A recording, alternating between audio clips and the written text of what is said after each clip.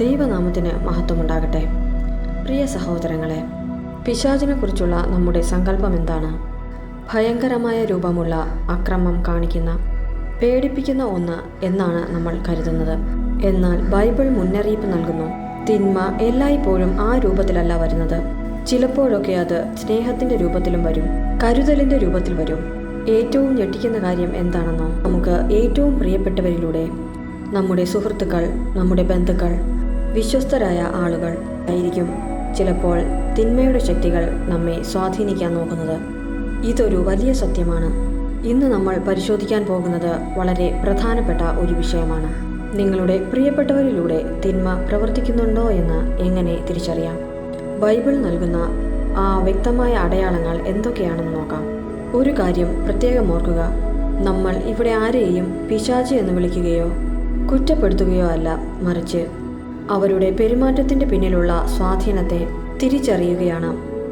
ആദ്യത്തെ വചനം നോക്കാം.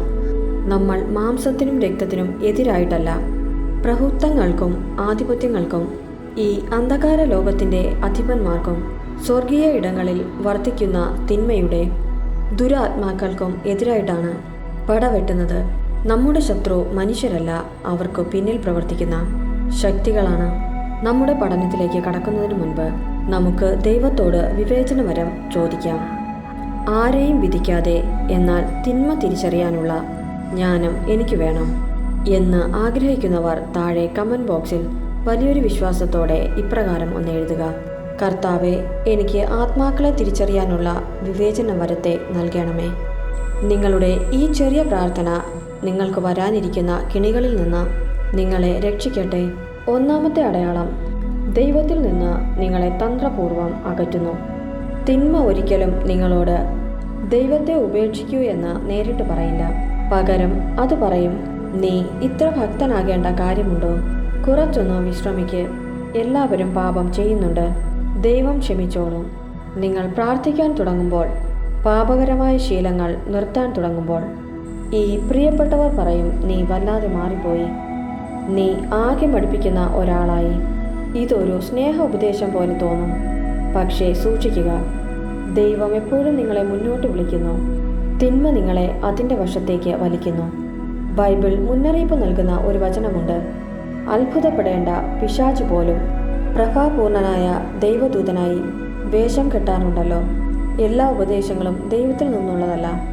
ആരെങ്കിലും തുടർച്ചയായി നിങ്ങളുടെ പാപത്തെ നിസ്സാരവൽക്കരിക്കുകയോ ആത്മീയ അച്ചടക്കത്തെ കളിയാക്കുകയും ചെയ്യുന്നുണ്ടെങ്കിൽ അത് വെറുമൊരു സ്വഭാവമല്ല, അതൊരു ആത്മീയ തടസ്സമാണ്. രണ്ടാമത്തെ അടയാളം, നിങ്ങൾ ദൈവത്തെ അനുസരിക്കുമ്പോൾ അവർ അസ്വസ്ഥരാകുന്നു. ഇതാണ് എല്ലാം വെളിച്ചത്ത് കൊണ്ടുവരുന്ന അടയാളം. നിങ്ങൾ ദൈവത്തെക്കുറിച്ച് സംസാരിക്കുമ്പോൾ അവർക്ക് കുഴപ്പമില്ല, എന്നാൽ നിങ്ങൾ ദൈവത്തെ അനുസരിക്കുമ്പോൾ അവരുടെ ഭാവം മാറും. ഉദാഹരണത്തിന്, നിങ്ങൾ പറയുന്നു, ഇനി എനിക്ക് ഗോസിപ്പ് പറയാൻ താല്പര്യമില്ല, അല്ലെങ്കിൽ ഞാൻ ഇനി വിശുദ്ധമായി ജീവിക്കാൻ പോകുന്നു. ഇത് കേൾക്കുമ്പോൾ അവർക്ക് ദേഷ്യം വരുന്നുണ്ടോ? അവർ നിങ്ങളെ കളിയാക്കുന്നുണ്ടോ? അവർ അസ്വസ്ഥരാകുന്നുണ്ടോ? എന്തുകൊണ്ട്? കാരണം നിങ്ങളുടെ അനുസരണം അവരുടെ സ്വാധീനത്തെ ഇല്ലാതെയാക്കുന്നു. നിങ്ങൾ വെളിച്ചത്തിൽ നടക്കുമ്പോൾ ഇരുട്ടിൽ നിൽക്കുന്നവർ അസ്വസ്ഥരാകും. യോഹന്നാൻ 3:20. ഈശോ പറയുന്നു, തിന്മ പ്രവർത്തിക്കുന്നവൻ പ്രകാശത്തെ വെറുക്കുന്നു, അവൻ്റെ പ്രവൃത്തികൾ വെളിപ്പെടാതിരിക്കേണ്ടതിന് അവൻ വെളിച്ചത്ത് വരുന്നതുമില്ല. അവർ പറയും, നീ ഞങ്ങളെക്കാൾ വലിയ ആളാണെന്നാണോ വിചാരം? നീ ഞങ്ങളെ വിധിക്കുകയാണോ? പക്ഷേ സത്യം ഇതാണ്, നിങ്ങളുടെ ഉള്ളിലെ വെളിച്ചം അവരുടെ ഉള്ളിലെ ഇരുട്ടിനെ തുറന്നു കാട്ടുന്നു. ആരെങ്കിലും നിങ്ങളുടെ ആത്മീയ വളർച്ചയ്ക്ക് അസ്വസ്ഥരാകുന്നുണ്ടെങ്കിൽ അത് ആ വ്യക്തിയല്ല, മറിച്ച് അവർക്ക് പിന്നിലെ ശക്തിയാണ് നിങ്ങളെ എതിർക്കുന്നത്. മൂന്നാമത്തെ അടയാളം, അവർ വരുമ്പോൾ സമാധാനം പോയി ആശയക്കുഴപ്പം വരുന്നു. ശ്രദ്ധിച്ചിട്ടുണ്ടോ? ചിലർ നിങ്ങളുടെ വീട്ടിലേക്ക് വരുമ്പോൾ, അല്ലെങ്കിൽ നിങ്ങളെ വിളിക്കുമ്പോൾ അതുവരെ ഉണ്ടായിരുന്ന സമാധാനം പെട്ടെന്ന് മാറും. പഴയ കാര്യങ്ങൾ പറഞ്ഞ് പെട്ടെന്ന് വഴക്കുകളുണ്ടാകും, തർക്കങ്ങളുണ്ടാകും. മനസ്സിൽ വല്ലാത്തൊരു ഭയം തോന്നും. ഇത് വെറുമൊരു യാദർച്ഛികതയല്ല. തിന്മകളുടെ ശക്തികൾക്ക് സമാധാനത്തിൽ നിൽക്കാൻ കഴിയില്ല. അവർക്ക് എപ്പോഴും കലഹങ്ങൾ വേണം, ബഹളം വേണം. ബൈബിൾ വളരെ വ്യക്തമായി പറയുന്നു എന്തെന്നാൽ, ദൈവം കോലാഹലത്തിന് ദൈവമല്ല, സമാധാനത്തിന് ദൈവമാണ്. തുടർച്ചയായി ഒരാൾ നിങ്ങളുടെ കുടുംബത്തിൽ ആശയക്കുഴപ്പങ്ങൾ ഉണ്ടാക്കുന്നുണ്ടെങ്കിൽ, ചെറിയ പ്രശ്നങ്ങളെ വലുതാക്കുന്നുണ്ടെങ്കിൽ, പരിഹാരമില്ലാത്ത തർക്കങ്ങൾ ഉണ്ടാക്കുന്നുണ്ടെങ്കിൽ സൂക്ഷിക്കുക. ദൈവത്തിൻ്റെ ആത്മാവ് വ്യക്തത നൽകുന്നു. തിന്മയുടെ ആത്മാവ് ആശയക്കുഴപ്പം നൽകുന്നു. സമാധാനം കെടുത്തുന്നവർ ദൈവത്തിൽ നിന്നുള്ളവരല്ല. 4-ാമത്തെ അടയാളം, അവർ വചനത്തെ വെറുക്കുകയും സ്വന്തം അഭിപ്രായത്തെ സ്നേഹിക്കുകയും ചെയ്യുന്നു. ഇത് വളരെ അപകടമുള്ള ഒരു അടയാളമാണ്. അവർക്ക് മണിക്കൂറുകളോളം വർത്തമാനം പറയാൻ ഇഷ്ടമാണ്. പക്ഷേ നിങ്ങൾ ബൈബിൾ എടുത്തു പറഞ്ഞാൽ, അല്ലെങ്കിൽ ദൈവം ഇങ്ങനെയാണ് പറയുന്നത് എന്ന് അവരോട് പറഞ്ഞാൽ, അവർ അത് കേൾക്കില്ല. അതൊക്കെ നിന്റെ വ്യാഖ്യാനമല്ലേ എന്ന് പറയും. കാലം മാറിപ്പോയില്ലേ, അതൊക്കെ പഴയ നിയമങ്ങളല്ലേ. അവർ സത്യത്തെ നേരിടാൻ ഇഷ്ടപ്പെടുന്നില്ല. പകരം സ്വന്തം വികാരങ്ങളെ ന്യായീകരിക്കാൻ ശ്രമിക്കുന്നു. ജനങ്ങൾ ഉത്തമമായ പ്രബോധനത്തിൽ സഹിഷ്ണുത കാണിക്കാതെ, കാലം വരുന്നു കേൾവിക്ക് ഇമ്പമുള്ളതിൽ ആവേശം കൊള്ളുകയാൽ അവർ അവരുടെ അഭിരുചിക്ക് ചേർന്നവരെ വിളിച്ചുകൂട്ടും. തിന്മയ്ക്ക് സത്യത്തെ ഭയമാണ്, കാരണം സത്യം നമ്മളെ സ്വതന്ത്രരാക്കും. ആരെങ്കിലും വചനത്തെ വളച്ചൊടിക്കുന്നുണ്ടെങ്കിൽ, തിരുത്തലുകളെ വെറുക്കുന്നുണ്ടെങ്കിൽ, സത്യത്തിനേക്കാൾ ഉപരിയായി സ്വന്തം വികാരങ്ങൾക്ക് പ്രാധാന്യം നൽകുന്നുണ്ടെങ്കിൽ, അവിടെ പ്രവർത്തിക്കുന്നത് ദൈവത്തിൻ്റെ ആത്മാവല്ല. 5-ാമത്തെ അടയാളം, അവർ നിങ്ങളുടെ ആത്മവിശ്വാസത്തെ തകർക്കുന്നു. ഇവരോട് സംസാരിച്ചു കഴിയുമ്പോൾ നിങ്ങൾക്ക് എന്ത് തോന്നുമെന്ന് ശ്രദ്ധിക്കുക. നിങ്ങൾക്ക് ദൈവത്തോടുള്ള സ്നേഹം കൂടിയോ, അതോ നിങ്ങൾക്ക് സംശയങ്ങളുണ്ടായോ? ഞാൻ ചെയ്യുന്നത് ശരിയാണോ? എനിക്ക് തെറ്റിയോ? ദൈവം എന്നോട് സംസാരിച്ചത് സത്യമാണോ? ഇത്തരം സംശയങ്ങൾ നിങ്ങളുടെ ഹൃദയത്തിൽ കുത്തിവെക്കാൻ അവർക്ക് കഴിയുന്നുണ്ടെങ്കിൽ സൂക്ഷിക്കുക.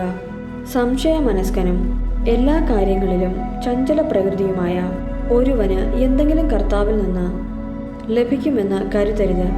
യാക്കോബ് 1:7-8 വരെ. അവർ അസ്ഥിരരാണ്. അവർ നിങ്ങളെയും അസ്ഥിരരാക്കാൻ ശ്രമിക്കും. ഒരു വിശ്വാസിയെ പാപം ചെയ്യിക്കുന്നതിനേക്കാൾ എളുപ്പം അവനെ ആശയക്കുഴപ്പത്തിൽ ആക്കുക എന്നുള്ളത്.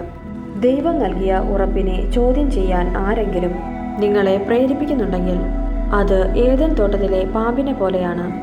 ദൈവം അങ്ങനെ പറഞ്ഞിട്ടുണ്ടോ എന്ന ചോദ്യം. ദൈവം ഒരിക്കലും ആശയക്കുഴപ്പം നൽകില്ല. അവിടുന്ന് വ്യക്തത നൽകുന്നവനാണ്. സഹോദരങ്ങളെ, ആരെങ്കിലും നിങ്ങളെ തളർത്തുന്നുണ്ടെങ്കിൽ അത് പരിശുദ്ധാത്മാവിൻ്റെ പ്രവൃത്തിയല്ല. ഇപ്പോൾ നിനക്ക് ചോദിക്കാം, ഇത്തരം ആളുകളെ ഞാൻ എന്തു ചെയ്യണം?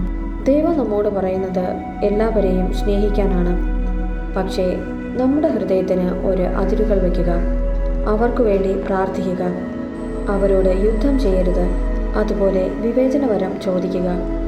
ആത്മാക്കളെ തിരിച്ചറിയാനുള്ള വിവേചനത്തെ നൽകണമെന്ന് പ്രാർത്ഥിക്കുക. സഹോദരങ്ങളെ, നമ്മുടെ ആത്മാവിനെ സംരക്ഷിക്കേണ്ടത് നമ്മുടെ ഉത്തരവാദിത്തമാണ്. സ്നേഹമെന്നത് അന്ധമായി വിശ്വസിക്കലല്ല. സ്നേഹം സത്യത്തിൽ നിലനിൽക്കുന്നതാണ്. ആരെങ്കിലും നിങ്ങളുടെ ആത്മീയ ജീവിതത്തെ നശിപ്പിക്കുന്നുണ്ടെങ്കിൽ അതിനെ തിരിച്ചറിയുക. അവർക്ക് വേണ്ടി പ്രാർത്ഥിക്കുക. ഈ കേട്ട വചനത്താൽ നമ്മെ ഓരോരുത്തരെയും, നമ്മുടെ ഹൃദയത്തെയും നമ്മുടെ ആത്മാവിനെയും അവിടുന്ന് കാത്തു സൂക്ഷിക്കുമാറാകട്ടെ. ആമേൻ.